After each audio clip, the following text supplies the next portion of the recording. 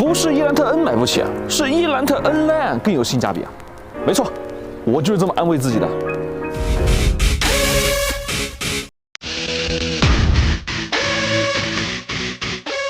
同样的外观，轮毂甚至比伊兰特 N 更帅，只是少了尾翼，排气也站到了同一边。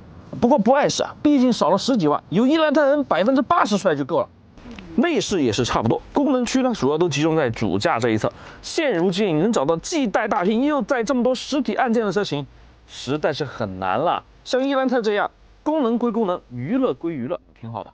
另外，它还给到了金属踏板和 N 标刺绣，档次感又提升了那么一丢丢。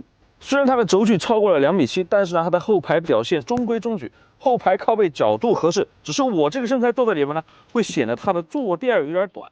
但是看在它给到了同级别少有的后排座椅加热的份上，整体的舒适性我还是愿意给它好评的啊。对了，中间是没有的。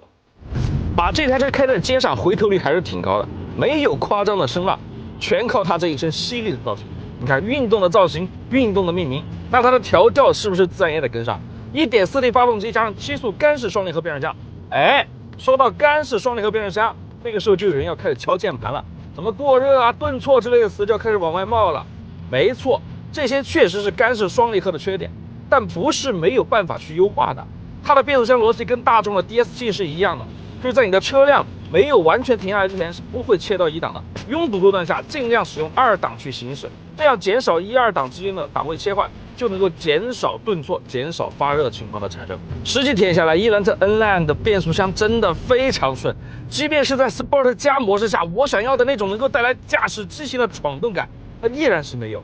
有的只是那种离合器快速结合，然后很快传递动力的感觉。因为传动效率高、省油、提速快，这也是干式双离合的优点。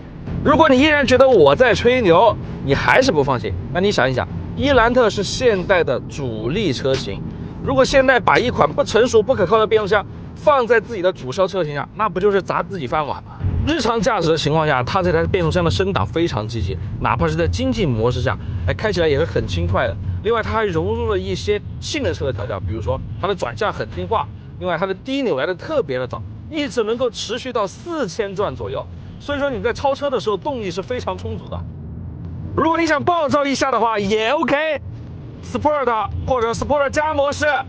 那如果你还是一个手动玩家的话，配合这个换挡拨片，你就可以完全的压大这台发动机的动力了。